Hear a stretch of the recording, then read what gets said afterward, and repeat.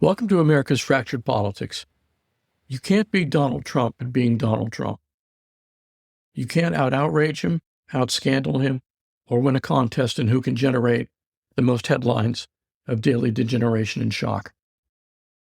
Trump's panoply of outrages is infinite, but it is not a strategy for Democrats. It will not win back recalcitrant Democrats who stayed home or independents who decided, however mistakenly, that he would be better than Joe Biden on the economy. Democrats will not win this country back by relitigating every horror of Trump's personality. They will win by focusing, at long last, on the cost of living, on people's actual health and security, and on the sheer incompetence of the regime that is now back in power. That means something very simple and very hard: giving disillusioned people a reason to believe that their lives can be more affordable, their institutions can function, and their politics can feel less like a slow-moving crisis.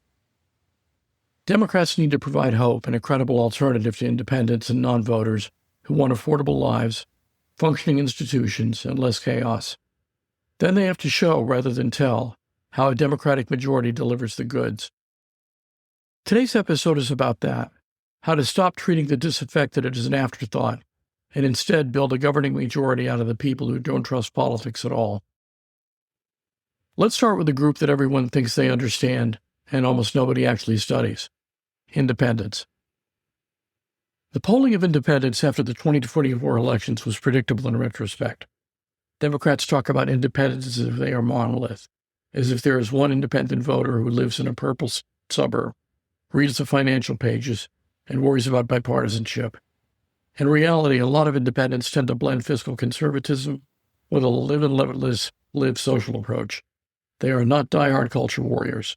There are people who are worried about crime, education, immigration, and jobs, and who have been told repeatedly that only one side takes those concerns seriously. In 2024, they trusted Trump more on crime and immigration. The bottom line for this bloc is brutally simple: the candidate or party that shows them what they believe, shows them what they are doing to get there, and explains why it matters will win. Not the one that gives the clever speeches on MSNBC, and not the one that has the best line about democracy on late-night TV. The one that shows tangible alignment between values, actions, and consequences. And we have enough examples from special elections and down-ballot races to know that when Democrats do that, when they connect values to concrete action, they can win even in unfriendly territory. But independents are only half this story.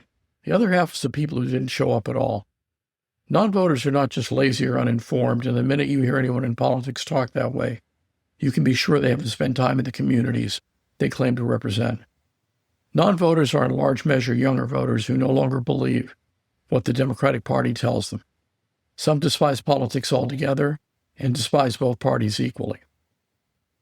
In 2024, many of these voters said their vote wouldn't matter, that the system was rigged, that nobody like them ever really gets heard. These weren't excuses, they were diagnoses. And when you ask them what they actually want, you don't hear the usual cliches. Many of these potential voters want government involved in the economy, but on their side. They want active economic involvement by government. They want higher corporate taxes. They want expansion of Medicare and Medicaid. They want serious action against climate inaction. They want infrastructure that doesn't crumble, schools that don't leak when it rains, buses and trains that actually come.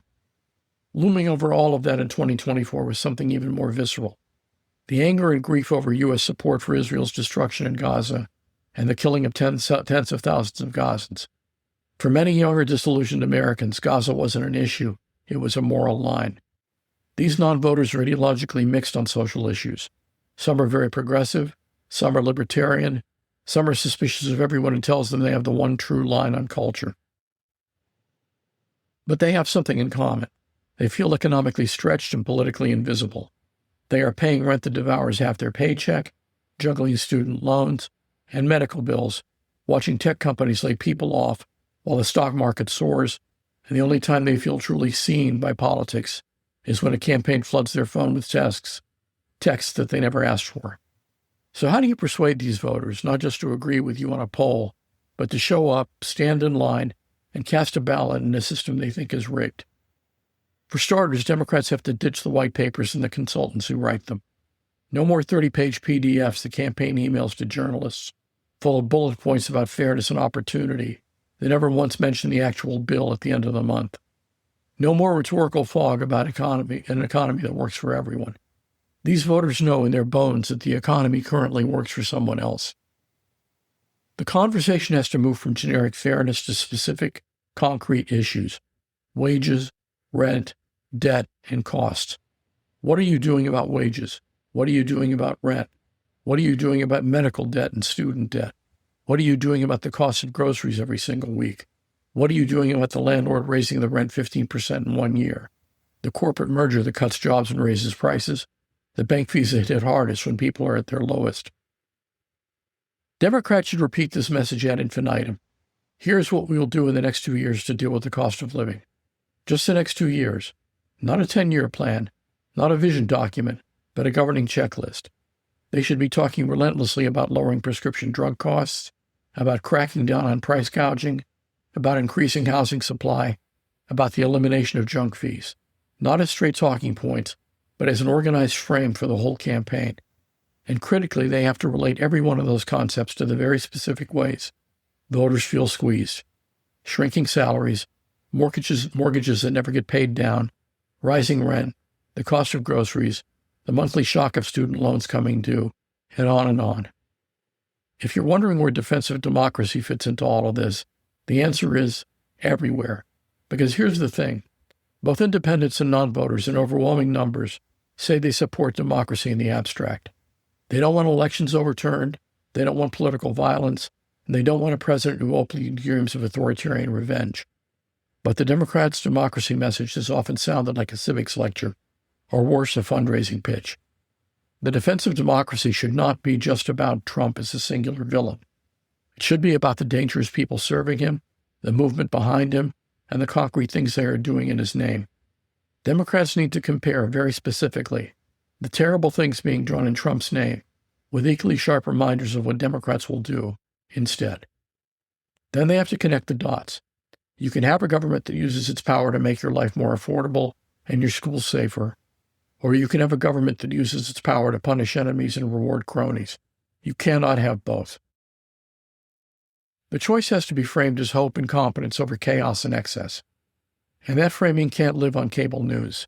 The party needs to step away from obsessing over cable news watchers and glitzy rallies that mostly exist to make consultants feel important. They could, frankly, stop the interminable fundraising emails that clog inboxes and convince people that politics is just one long handout. Instead, they need to focus far more than they have on social media, but not just the main platforms where everyone already fights about politics. They have a long way to go to catch up with the Republican machine of micro-targeted systems, the data-driven networks that know what you watched, what you clicked, and what you fear. Here's the irony. Republicans are backing policies that the overwhelming majority of Americans dislike, in some cases intensely. When your agenda is banning abortion, gutting popular health programs, and protecting tax breaks for the rich, micro-targeting can tell you whom to scare, but it can't make you popular. Micro-targeting is less effective when people are furious with you. So this is an opportunity. Democrats should build their own infrastructure, but instead of centering it around TV hits and donor calls, they should center around where voters actually live their daily lives. Work, community colleges, churches, barbershops, youth sports leagues, and online spaces that are not overtly political. Imagine a politics that shows up at the pickup basketball game, the hair salon, the PTA meeting, the Discord server, not with a slogan but with help. Here's how you register. Here's how you get a mail ballot. Here's how you navigate ID rules. Here's how you take 20 cranky minutes at the end of a long day and turn it into power. That outreach has to be real and heartfelt, not a box-checking exercise. Non-voters often say no one asked them to vote in a way that felt personal or respectful. They experience politics as something done to them, not with them. So the task is not just to send more messages. It is to change who is doing the talking. Empower local organizers, community leaders, union stewards, student leaders, pastors, imams, and youth coaches to have conversations about issues and details. Why this election matters? Yes, but also where to vote, when, whether you can bring your kids, what to do if your boss won't give you time off. Practical information is a form of respect. It says your time is scarce. Here's how to make this count. And this kind of outreach doesn't just turn out votes. It creates feedback. It creates a situation where campaigns learn what is actually driving comment communities instead of feeding people consultant dribble. When you listen, you hear the things that never make it into the memo. The landlord who runs the town council, the cop everyone is afraid of, the hospital merger that destroyed care in an entire region, the student who watched Gaza live streamed on their phone and concluded that nothing can be done about American power can be redeemed. These stories don't show up in national polling, but they shape whether people show up at all. There's another layer to this that Democrats almost never talk about: the built-in disenfranchisement of independents themselves. Many independents are literally locked out of the primaries that effectively decide their elections.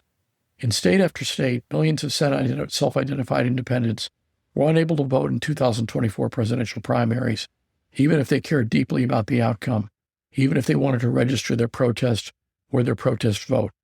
These are people who often express strong support for open and nonpartisan primary systems that would let them meaningfully participate, and they are told, in effect, come back in November if you still care. If Democrats are serious about treating independents and non-voters as their main audience, then primary reform cannot be an afterthought.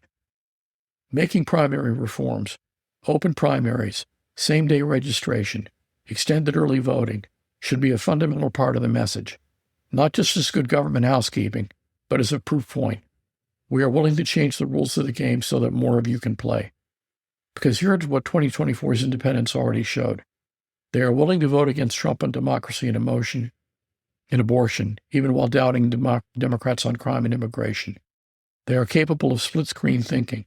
They can say, yes, I'll vote to protect abortion rights, and in the next breath, no, I do not trust you to keep my community safe or manage the border. If Democrats treat these concerns as nothing more than right-wing propaganda, they will lose those voters again. The answer is not to ape MAGA's immigration cruelty. The answer is a reality based on public safety and border narrative that emphasizes competence, fairness, and the rule of law. That means pairing real accountability for police abuse with real commitments to local safety. It means listening to communities that don't want to choose between over-policing and neglect. It means pairing humane immigration policies with clear enforcement and management of the border, so that independents see an actual governing party rather than a protest movement with a Twitter account. At the center of all of this is one huge stubborn problem: trust. Many of the nearly 90 million eligible Americans who did not vote in 2024 described the entire election in derisive terms. They said the parties were too similar. They said both sides catered more to donors than to working people. They looked at Washington and saw gridlock on purpose, manufactured stalemate that helps the powerful and exhausts everyone else. Some were former voters who had supported Barack Obama or even Trump in the past, but now saw politics as nothing but hatred, nothing but performance, nothing worth taking the time off work or arranging childcare for. You cannot overcome that level of cynicism with better slogans. You cannot focus group your way around the trust problem this deep. Democrats have to prove in office that when they have power, they use it quickly and visibly in the cause of the people who are struggling. That means moving fast on economic relief instead of dithering. It means choosing fights that show whose side you are on. It means demonstrating, within months, not years, that electing Democrats changes something material in people's lives: their bills, their wages, their sense of safety, their sense of being heard. So what's the bottom line here? It is that Democrats need to make affordability and economic security their organizing argument, democracy the moral construct, and competence their brand. They have to build a ground game that treats non-voters as the main audience rather than an afterthought. They must open primaries and expand access so independents are full participants, not customers who only get to see the final product. They have to invest heavily in organizing that reduces practical barriers to voting. And they have to develop messages that respect ideological diversity while promising clear, material improvements in daily life. If they can do that, if they look less like cable news contributors and more like a party that makes people's lives cheaper, safer, and more dignified, then this country's vast pool of independents and disillusioned non-voters can be transformed. The disaffected can become a governing majority. And that, more than any viral clip or clever dunk, is how you actually beat Trumpism. Not in its own game of outrage, but by making it irrelevant in a country where people can finally afford to breathe. Thanks for listening, and please keep up the fight. If you like this episode, please pass it along and leave comments. Until the next episode, this has been America's Fractured Politics. Thank you for listening.